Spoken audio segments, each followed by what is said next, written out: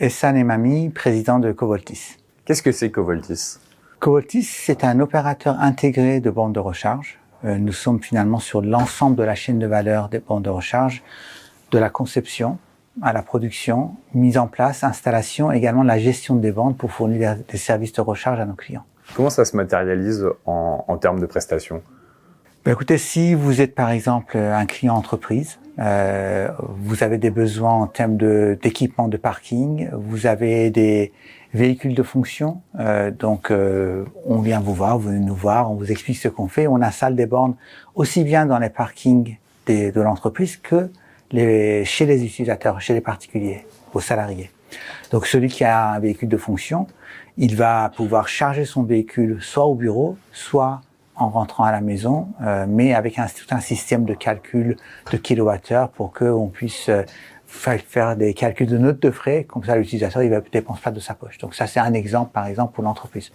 Si vous êtes utilisateur particulier, vous avez un véhicule, on est vraiment concentré, c'est un des axes de développement stratégique pour nous, c'est l'hôtellerie.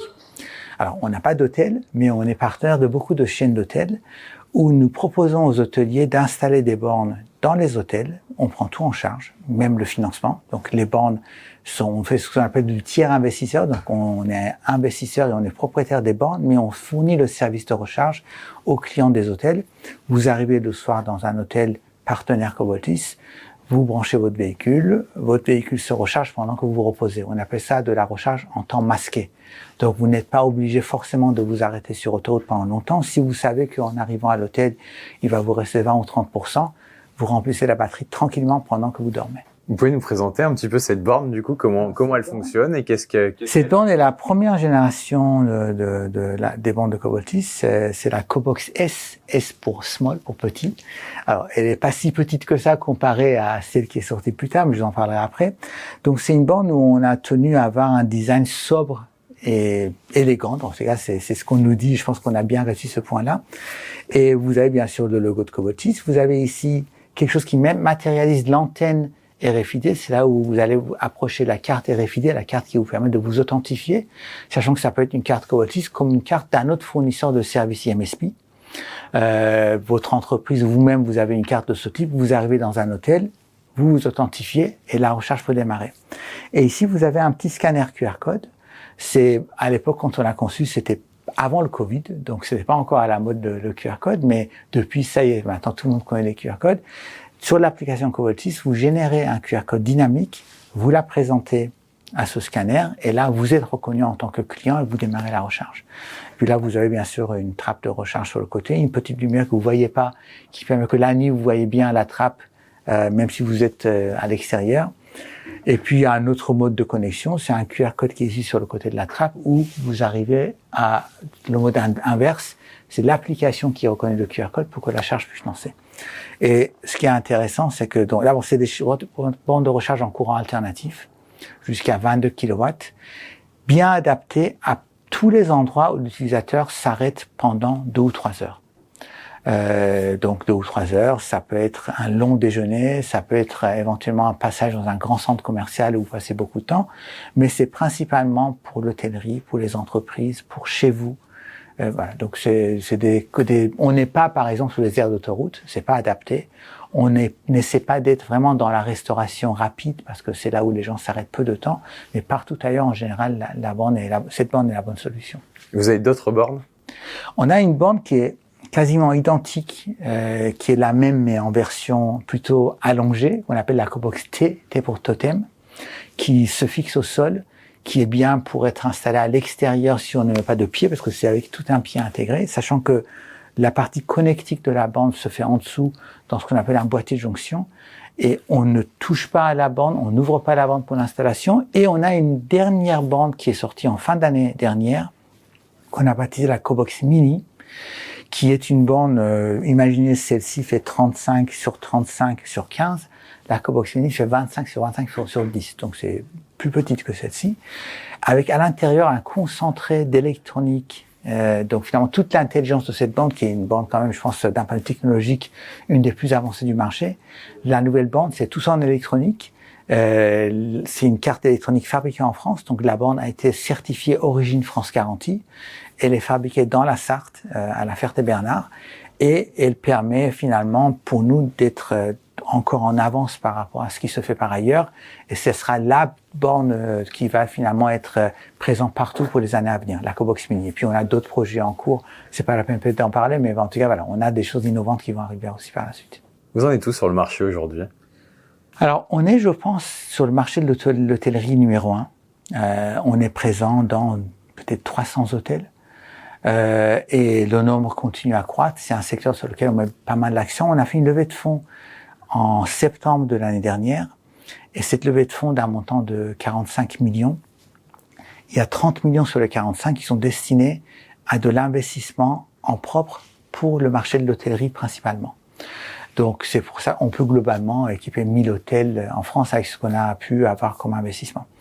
Et puis on est présent au niveau de l'entreprise, on est présent dans quelques grandes entreprises au niveau français, et comme je vous disais, aussi bien dans les parkings de l'entreprise que chez les salariés.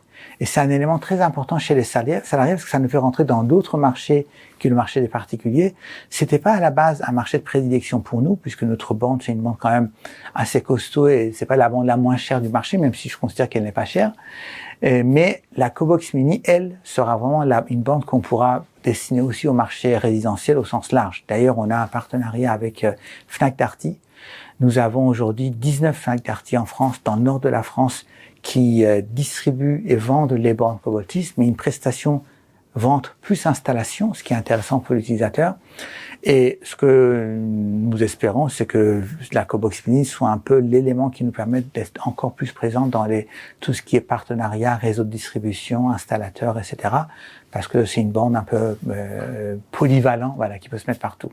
Cette borne pour le particulier, ça va représenter un coût de combien? Alors, le prix, par exemple, affiché chez Darty, c'est 1690 € TTC pour la version normale, avec une trappe sur le côté et avec un certain nombre de longueurs de câbles pour l'installer.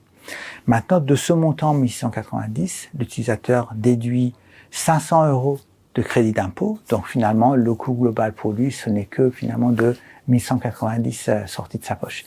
Mais ce montant-là, il faut qu'il le compare à l'économie qu'il va faire par ailleurs. Quand il achète un véhicule électrique, il va faire beaucoup d'économies, donc ce montant est vite amorti. Justement, en termes d'installation, au bout de combien de temps ça va devenir rentable pour le particulier? On pense que, vu l'économie qu'il fait sur tout ce qui est l'électricité, la maintenance, etc., en 3 ans, l'investissement est amorti. Quelle est l'histoire derrière Coboltis? Alors, Coboltis, en fait, l'idée de Coboltis m'est venue en 2019. En 2019, on était dans un contexte où les bornes commençaient à apparaître. D'ailleurs, en France, on avait en 2019 l'organisation du salon EVS 32 à Lyon. C'était, je pense, un point important pour tous ceux qui étaient intéressés par l'électromobilité. Et moi, je commençais à travailler sur des idées de stockage et également de flexibilité, d'équilibrage. Et des gens qui étaient un petit peu dans le métier ou même pas mal dans le métier, du côté fournisseur d'électricité, me expliquaient que quand il y aura demain des dizaines de milliers de véhicules électriques, en fonction des territoires, mais des millions finalement de véhicules électriques, si ces véhicules électriques chargent en même temps, un peu à l'instar de ce qui peut se passer chez l'habitant avec le ballon d'eau chaude qui s'allume. Si ces appels de puissance se font en même temps, vous mettez une grosse pression sur le réseau électrique. D'ailleurs, ce que vous ne savez pas, avec le Linky, ce que Enedis fait, c'est que votre ballon et le ballon du voisin ne démarrent pas en même temps. Avant, il y avait un signal qui était envoyé à tout un quartier. Maintenant, chaque Linky reçoit un signal séparé avec des petits décalages de 1 minute entre vous et le voisin, de sorte que les appels soient étalés dans le temps. Parce qu'un appel de puissance qui est simultané, finalement des grosses puissances appelées en même temps, font que vous allez pouvoir éventuellement faire s'écrouler le réseau électrique. Et donc, l'idée que, quand ces points-là ont été évoqués, l'idée qui m'est venue, c'est de travailler sur un concept où nous allons pouvoir d'un côté satisfaire l'utilisateur qui, lui, veut juste charger, il se pose pas de questions particulières, mais à côté de cela, de faire en sorte que on mette le moins de pression possible sur le réseau électrique. Alors, comment faire? Ce qu'on a imaginé déjà, c'est à plusieurs échelles. À l'échelle de la maison individuelle, ce qu'on souhaite, c'est de faire en sorte que la maison ne disjoncte pas. Donc on a créé un produit baptisé le commuteur qui lui se met à l'entrée de la maison, qui mesure en temps réel la puissance restante disponible. Donc entre la console de la maison et la borne réunie, d'une part, la différence avec votre souscription.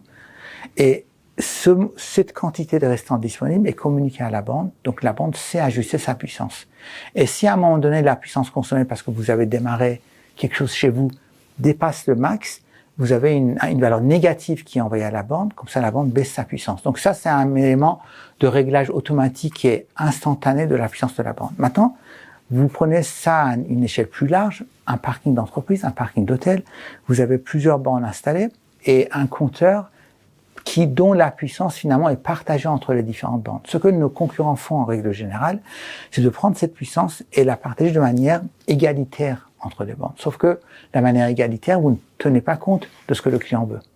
Et si vous avez dans le parc des clients, si vous savez quand les clients partent, et si vous savez de combien de kilowattheures ils ont besoin, donc la quantité d'énergie, vous pouvez privilégier les clients les plus pressés ou les clients qui demandent le plus d'énergie. C'est ce qu'on fait.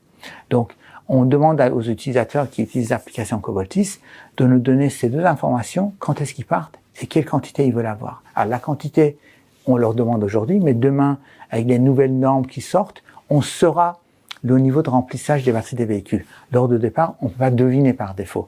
Mais en soi, si justement le client veut bénéficier de tarifs intéressants, il nous donne ces informations-là et nous répartissons les puissances de manière dynamique en privilégiant les gens pressés ou qui donnent plus d'énergie.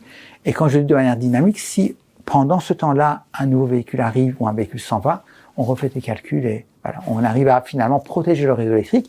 Et ce qui est intéressant, c'est que je vous parlais tout à l'heure de la puissance du compteur, mais demain, ça peut être une puissance qui soit dynamique aussi. Si demain, le réseau électrique est capable de nous dire « je voudrais que vous libériez », on est capable de répartir la puissance. Et c'est ce qui se passe aujourd'hui, en fait, avec tous les systèmes de flexibilité qui commencent à exister. On peut participer à la flexibilité du réseau électrique, finalement, en adoptant ce genre de stratégie pour modifier les puissances en dynamique. Finalement, les bornes de recharge, elles ont un impact sur la transition écologique, mais aussi sur la valorisation du patrimoine immobilier aujourd'hui. Oui, parce que si vous êtes un hôtelier, d'abord, le fait que vous ayez des bornes, c'est un élément positif. Alors, si vous parlez d'un patrimoine immobilier, on parle pas forcément de vente de l'hôtel. Mais néanmoins, un hôtel qui fonctionne bien, ça prend la valeur. Et aujourd'hui, vous êtes en électrique, vous voyagez, vous vous assurez avant de partir que l'hôtel possède bien des bornes électriques. Si vous êtes propriétaire d'immeubles, comme ici par exemple, donc on a un propriétaire qui est, je pense, content qu'on ait installé des bornes de recharge dans le sous-sol qui permettent aussi bien à nous qu'à certains autres locataires de se recharger. Et quand vous êtes nouveau locataire, que vous arrivez, que vous avez une politique RSE qui est à jour, dans les voitures de fonction, vous avez des voitures électriques, des voitures de service également. Et vous avez vraiment intérêt à avoir des bornes chez vous parce que il faut se dire, prenez le cas d'un technicien qui a une voiture de service, qui passe sa journée à se déplacer. Avant, cette voiture de service, avant de rentrer chez lui, il passait à la station de service, il mettait de l'essence, ça lui prenait 5 minutes et il rentrait à la maison. Aujourd'hui, s'il veut avoir la même démarche en électrique, c'est compliqué. Donc, lui, s'il sait qu'il passe au bureau de temps en temps et qu'il a des bornes au bureau pendant qu'il fait sa paperasse, sa borne de recharge. Et aussi, s'il rentre chez lui et qu'on a installé des bornes chez lui, là, il recharge chez lui. Donc, vous voyez, donc, tous ces éléments font que un bureau aujourd'hui équipé de bornes de recharge, c'est un bureau qui attire plus facilement la clientèle, surtout depuis la crise. Il y a des gens qui quittent les bureaux et pour revenir les utilisateurs, il faut leur donner des choses positives. Un collaborateur qui est équipé d'électrique, il va encore plus facilement venir au bureau s'il sait qu'au bureau, il peut charger. Il n'a pas besoin d'aller passer une demi-heure sur un chargeur rapide pour se recharger. Comment vous le voyez l'avenir de Coboltis ? Alors, l'avenir de Coboltis dépend du marché de l'électrique. Donc, on est beaucoup à espérer que le marché de l'électrique continue à croître et surtout que les dates qui ont été décidées en termes de fin de commercialisation des véhicules thermiques ne bougent pas. Je sais qu'il y a des mouvements contre ça, pour forcément ceux qui vendent des véhicules thermiques n'acceptent pas que l'avenir finalement soit l'électrique. Moi, je suis convaincu, je pense que je suis pas le seul, que l'électrique est l'avenir. Si on considère que l'électrique est l'avenir, il faut surtout ne pas prendre de retard par rapport à nos concurrents, les autres pays. Vous regardez la Chine aujourd'hui, 40% des véhicules neufs vendus en Chine sont des véhicules électriques. En France, on stagne encore dans les 20-25%. Ce qu'il faudrait, c'est que ce chiffre progresse, parce qu'en 2035, si on arrive bien à l'interdiction fin de commercialisation de véhicules thermiques, à ce moment-là, vous devez pouvoir aller vers du 100% électrique, et c'est pas en 2035 que ça arrivera, ça sera progressivement avant.